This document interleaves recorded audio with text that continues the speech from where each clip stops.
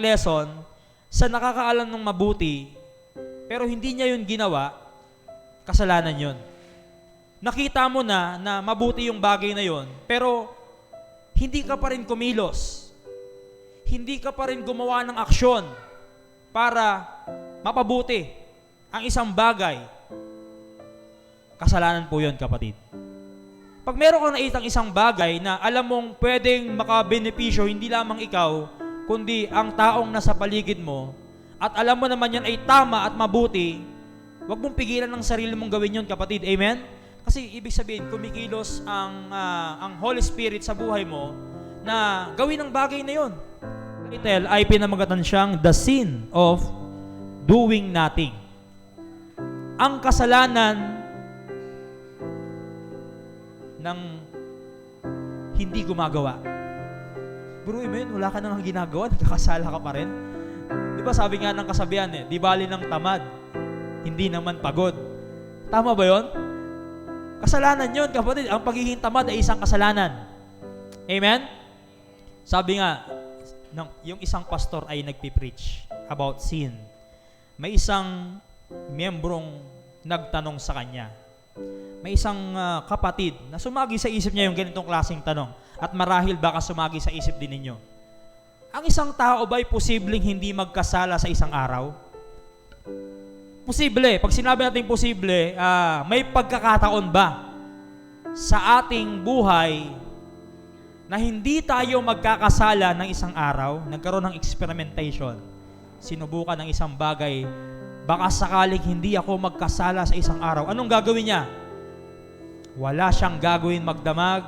Siya'y nakakulong lang sa kanyang silid 24 hours kasi baka posible. No? Hindi siya lalabas para matukso. Siya'y matutulog lang at wala siyang ibang gagawin kundi doon lang siya sa loob ng kanyang tahanan. Siguro kakain siya, iinom. Pero ang ibig niya sabihin, hindi siya lalabas. Baka posibleng hindi siya magkasala. Ang tanong, tama ba yon na hindi siya magkakasala? Yun ba ay posible sa pamamagitan ng ganung bagay? Or kung meron pa kayong ibang maiisip na bagay na posibleng hindi kayo magkakasala sa buong araw, ay mangyayari ba yan? Alam nyo, doon pa lang sa nagkulong siya ng buong araw, kasalanan na yun eh. Ang daming pwedeng gawin na mga kalugod-lugod na bagay bukod sa pagtulog, magdamag, nagkasala na siya sa bagay na yun. Amen? So, ang ibig sabihin, mga kapatid, bilang isang tao, talagang hindi natin maaalis sa ating sarili na tayo talaga ay magkakasala. Pero iba kasi bagay, kapatid, yung alam mo ng tama, pero hindi mo pag ginawa, parang sinasadya mo kasi yun eh. Tamang magsimba. Tama ba magsimba? Kaya mo ginawa kasi alam mong tama. Hindi ka nagkasala sa bagay na yan. Pero sa mga susunod na linggo, baka hindi ka makapagsimba.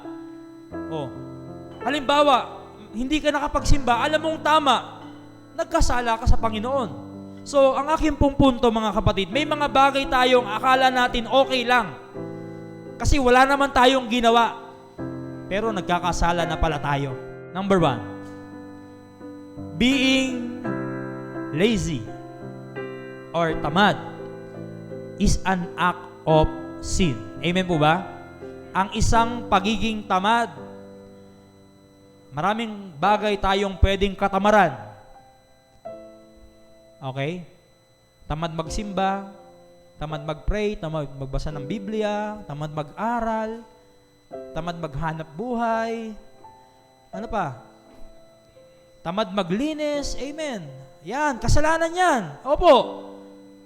Yung mga tamad, ibig sabihin, ang katamaran ay kasalanan. At hindi po yan magiging kalugod-lugod sa Diyos. Tamad lang naman, di naman ako kriminal, tamad lang naman ako. No, kapatid! Kasalanan pa rin yan. Hindi porket hindi ka kriminal, hindi ka nagkakasala. Ang pagiging tamad ay isang kasalanan yan sa Diyos. Gamot sa katamaran. May gamot dyan. Hindi po nabibili sa mercury drugs.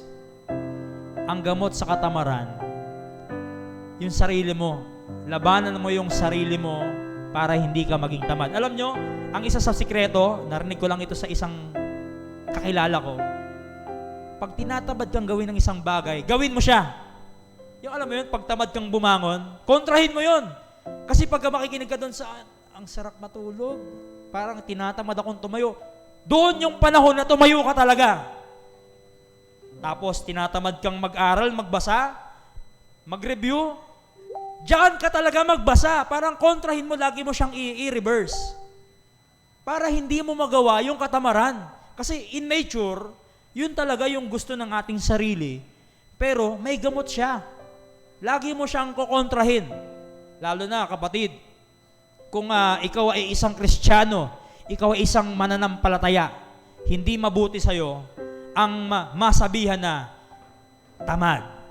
No? Ikaw ay nabansagang si Juan Tamad. No? Parang nakakahiya bilang isang Kristiyano. No? Kristiyano ka pero ang kakambal ng pangalan mo ay tamad. Tama rin sa paglilingkod sa Diyos dahil una sa lahat, nung binigyan ka ng Diyos ng buhay na walang hanggan, hindi na yan nawawala sa'yo. Kaya wala ka ring dahilan para tamarin maglingkod sa Panginoon dahil binigyan ka niya ng buhay na walang hanggan. Nahulog at dyan po na biktima si David. Kilala niyo si King David? Yung nagkakapi-kapi lang siya, nagre-relax na, nagsisiesta siya, no? Doon sa ibabaw at sa tuktok ng kanyang templo. Sa pagiging complacent niya, doon siya nahulog. Nakakita siya ng babaeng naliligo. Si Batseba. Hindi ko alam anong pwedeng gawin ni Satanas sa'yo sa panahon na kayo naging complacent o pabaya. Doon ka masingitan ni Satanas. Kaya hindi ka pwede magpabaya. Amen po, pag dumating na sa oras na ikaw ay kumpiyansa na sa sarili mo, diyan ka talaga babagsak. Nakukuha niyo mga kapatid? Lagi tayong dumepende sa Diyos, dumepende tayo sa pag sinabi nating dumepende, hindi naman yung umaasa lang tayo sa iba. Yung meron tayong ginagawang initiative, pero hindi natin ito ginagawa on our own lang. Alam natin na meron tayong Diyos na sinasandalan sa bagay na ating ginagawa. O humingi tayo ng konsulta, bagamat alam na natin na tama ito, pero lalapit tayo sa mga matured na tao para magabayan tayo, para hindi tayo masingitan ng kalaban, mga kapatid. Hindi ko kayo gustong i-offend ko kayo, kapatid, ha. Gusto ko ibigay natin yung nararapat para sa Diyos. Kasi Diyos yan, kapatid, eh. Let God be God. Hindi siya pwedeng mag-adjust sa atin. Tayo mag-adjust para sa Kanya. Amen, mga kapatid. Pag tinatamaan, mas natutuwa. Taas nga yung kamay. Ayun, praise God, no? Yung iba hindi tumaas ng kamay, hindi ko alam kung natutuwa ba sila o nasasaktan sila. Pero, kapatid, ang salita ng Diyos ay salita ng Diyos. Hindi yan siya mag-a-adjust. Yung talas niya, hindi natin pwedeng papurulin. Let God be God. Hindi mo nga, naturo ko nga nung nakaraan, no? Hindi mo nga pwedeng gamitin yung word na put God first in everything, eh. Kasi ang Diyos ay Diyos, eh. Hindi mo siya pwedeng ilagay kung saan siya, eh. Mali yung statement na put God first in everything. Kasi Diyos talaga siya, eh. Hindi mo siya pwedeng, pag sinabi kasing put, ilalagay mo siya. Hindi mo siya ilalagay. Nandyan na siya. Diyos na yan. Ikaw ang aatras para siya yung una sa'yo. Amen? Let God be God. Yun po yun, kapatid. Hayaan natin na ang Diyos ay maging Diyos sa buhay natin. Hindi natin pwedeng pasunurin ng Diyos sa ating kamay. Hindi ganun ang Diyos, kapatid. Makapangyarihan ng Diyos. Kahit magsama-sama pa tayong lahat, kulang pa tayo sa presensya ng Diyos. Dahil napaka-lawak niya at napaka-makapangyarihan niya. Okay, ito. Being pretentious is an act of sin. Kasalanan ba yun? Yung magpapanggap kang banal, kasalanan yun, eh. Yung paglinggo, Kristiyano ka, tapos Monday to Saturday, demonyo ka, kasalanan yun. Yung Biblia ang hawak mo sa linggo, tapos manok na yung hawak mo sa yung panabong na manok, yung sinasabi ko, Hindi yung manok na pwedeng ulamin. panabong na manok ang hinihimas mo dahil ikaw ay magtutupada, kasalanan yon. Nagpapanggap ka. No? Kapatid, hindi natin kailangan magpanggap. Hindi natin kailangan ipamukha sa iba na tayo'y banal at tayo'y mabuti. Meron kasi mga ganyang klase mga tao talaga na mukha siyang sa harapan ng maraming tao pero sa likod nun, grabe pala siya. Huwag kayong maging ganun, kapatid. Huwag kayong maging hipokrito at hipokrita. Hindi yan tama at hindi yan gusto ng Diyos. Kailangan magpanggap. Baguhin mo yung dapat baguhin sa sarili mo dahil gusto ng Diyos na nakikita niya yung liwanag niya sa buhay mo. Amen? Ayaw ng Diyos na John 3:16 yung lumalabas sa bibig mo pagka Sunday, tapos M16 naman yung bibig mo pagka Monday to Saturday. M16. Alam niyo M16 baril 'yun, di ba? Rumarat-rat kung ano-ano yung mga lumalabas sa bibig natin. Hindi natin kailangan maging ganun, kapatid. Hindi naman din kasi naniniwala kasi ako na ang Kristiyano sa kada pakikinig niya ng salita ng Diyos, binabago siya ng Diyos eh. Every preaching, habang naikinig ka ng salita ng Diyos, parang sa palayok, sa una, pangit ang itsura niyan eh, pero habang tumatagal, gumaganda siya ng gumaganda. Huwag ka lang papayag na ayoko na makinig kasi masakit. Doon ka hindi lalong mamomold. Kaya hayaan mo lang na tinatama ka ng Diyos. Panalangin palagi ni Deacon Marvin, na-appreciate ko yung panalangin niya na gamitin ang salita ng Diyos para itama ang aming mga mali. Tama yun eh. Amen? Maghangad ka na kada makikinig ka ng Word of God, may marinig ka na bagay na mali sa'yo. Para alam mo na hindi tama yun. Kasi nare-remind ka palagi eh. Kaysa wala lang nare-remind sa'yo. Anong gusto nyong preaching? Yung sugar-coated preaching na, kapatid, mahal tayo ng Diyos. Magngitian tayo sa isa't isa.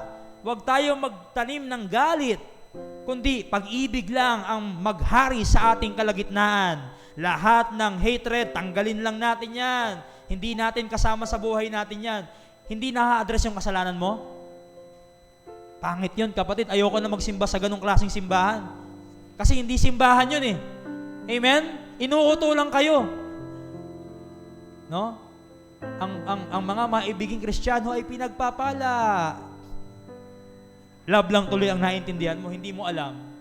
God loves the sinner, but He hates the sin. Amen? Nag-aastang Kristiyano. Parang ginagawa lang natin ang simbahan ay nakagawian, tradisyon. Hindi, kapatid. Ang paglilingkod sa Panginoon, hindi ito kultura, hindi ito tradisyon. Ito ay malalim na debosyon at commitment sa Diyos na kailangan natin talaga itong seryosohin sa puso natin. Hindi lang po basta masabi na I am a member of Salt and Light Missionary Baptist Church. No, kapatid. Pretending you do not know anything about God. So ipakita natin sa aktual nating pamumuhay lahat ng mga bagay na natutunan natin mula sa Biblia. Kapatid, parang wala kang alam. Para bagang wala kang nalalaman. No? Sabi diyan, mga kapatid, ang mangmang ay hindi tinatanggap ang mga bagay na nauukol sa Diyos sapagkat sa kanila kamangmangan ito. Sa iba, yung magsisimba ka nalang linggo, sabi nila, sayang sa oras pa yan eh. Pero sa mga nakakaunawa at may Espiritu ng Diyos, ito ay precious sa atin. Amen? Dahil ito'y araw ng para sa Panginoon. Kaya nakapunta ka kasi alam mo na hindi ito kamangmangan. Pero sa iba, kung tatanungin mo, pipiliin na lang nilang magtrabaho. Pipiliin na lang nilang pumunta ng mga pasyalan. Kasi mas makapagbibigay pa ng kasiyahan yun sa kanila. Kaya marami po mga tao o mga Kristiyano, mga mangmang. Alam nyo kung bakit nagiging mangmang ng isang Kristiyano? Kasi hindi pinapahalagahan yung mga mensahe na napapakinggan. Kung nakaiwan, Malamang, pagka-uwi niyan, mga kapatid, meron ba kayong litang cellphone na naiwan? iPhone 15 Pro Max? Hahanapin mo talaga yon. Pero yung Biblia, pag naiwan mo, hindi ka magtatanong sa GC. Kasi alam mo sa Sunday, nandyan pa rin yan. Oh, di ba? Preach on, preach on. Nakita ko yung sayo eh. Hindi, biro lang, Brad, biro lang. Biro lang yun, Brad, biro nga lang, biro lang. Wag mo ipagtanggol yung sarili mo kung alam mo hindi mo talaga ginawa. Binibiro lang kita. Hindi, meron talaga, no? Dalhin natin yung Biblia natin, mga kapatid. Dalhin natin. Kasi, ano yan eh, sagrado yan eh. Huwag tayo maging mangmang. Alam natin na bago yung buhay natin dahil sa salita ng Diyos. Every Sunday, hindi naman po nakakahiyang magdala ng Biblia. At pag-uwi, hindi rin naman nakakahiyang magdala ng Biblia. Kasi di naman natin tinatago na Kristiyano tayo eh. Eh, pag nakita yung ating kumari, itago mo ako sa likod ng ano. Kasi makikita niya ako. Yung pala, kasugalan mo pala, kaya ka nagtatago. Nakakahiya, magpakilalang Kristiyano kung meron kang ginagawang kasalanan. Yes, I understand. Kasi nanggaling din ako dyan, no? Pero, nung sinimulang iniwan ko talaga ang lahat ng mga kamunduhang buhay, pag nasasalubong ko sila, dala-dala kasi, kung masisita niya ako, hindi na ako kasama sa inyo ha. Kayo na lang, hindi na ako sumasama sa inyo, kaya Kristiyano na ako ngayon. Talagang totoo na ito. Kung ano yung nakikita nyo ngayon, ito na talaga yung binago ng Diyos. Hindi ka na mahihiya. Amen? Yung linya na, wala naman kaming inaapakang tao eh. Kaya nagdi-live-in lang sila. Yung lalaki sa lalaki, babae sa babae, okay lang magsama kasi wala naman silang inaapakang tao. Okay lang yun. Kamangmangan yun. Kaya sinabi ng mangmang eh, di ba? Thou fool has said in his heart, there is no God. Mangmang siya kasi hindi niya kilala yung Diyos eh. Ngayon, kung kilala mo yung Diyos, alam mo yung salita niya, alam mo yung kalooban niya, at alam mo yung gawain niya, magre-reflect yan sa buhay mo. Ngayon, kung hindi mo alam ang salita niya, hindi mo alam ang kalooban niya, at hindi mo alam ang mga gawain, makikita rin yan sa Christian ethics mo o sa Christian lifestyle mo.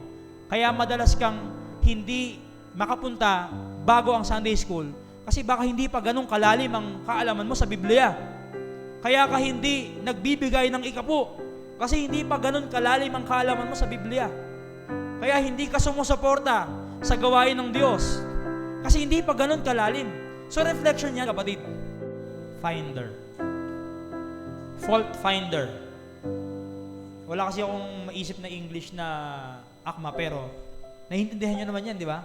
Fault finder, mapaghanap ng kamalian ng iba. Ito pa ang nakakagulat, kapatid. Yung mas malinaw ang mata sa kamalian ng iba, siya pa yung talagang may ginagawang masama. Parang lumakas yung aking ano ba da? Parang gusto mo talagang ipag-dilat ko yung sinasabi ko. Medyo, ano mo ba? Ayan. Hello. Sound. Hello. Ayan. Okay. Fault finder. Ito, kita nyo, napuna ko na kagad yun. Pasensya na, no? Napuna ko na kagad yun. Pero, hindi ko, intention. Na ano lang, na naisingit lang.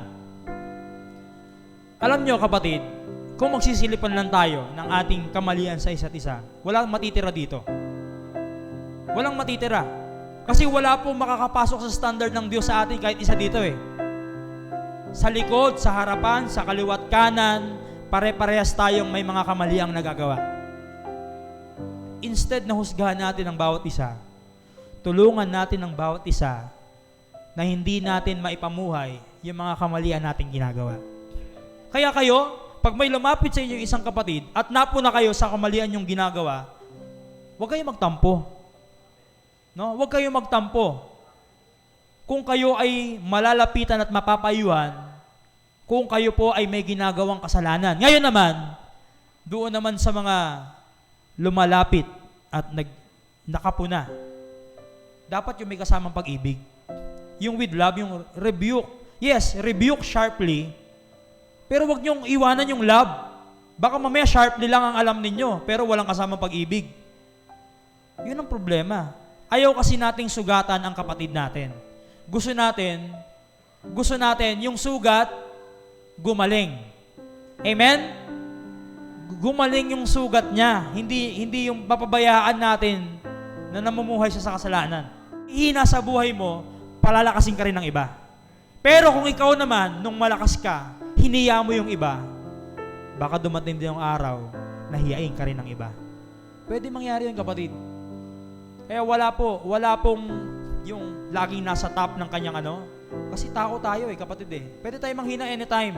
Kahit ako nung nagsasalita sa oras na ito, prone ako sa kasalanan. Kaya nga ang aking sa sarili ko palagi, gusto kong maipag-usap sa mga pastor na mas matanda sa akin. Kasi gusto kong alamin yung kanilang mga karanasan. Hindi naman ibig sabihin na kailangan ko maranasan yon. Bago ko maranasan yon, alam ko na yung gagawin ko. No? Kaya mahalaga yung counsel ng mga mas matatanda sa atin. Wag niyong kakalimutan yon. Pag sinabi ng isa na doon siya bumagsak, bantayan mo yon. Bantayan mo yon. At kung saan naman siya naging malakas, i-workout mo yon. Magiging matibay ka na isang Kristiyano. Ito, yung pwede na to, yan, pwede na to. Sabi ng Diyos, di ba? Gawin natin ang lahat ng maayos. Hindi pwedeng okay na yan. Huwag natin sanayin yung sarili natin na okay na to. Makakaraos na, parang yung iba pa nga mairaos ko lang ito. Masaya na ako. Kapatid, ibigay mo ang best mo sa Panginoon. Hindi pwedeng mairaos mo lang.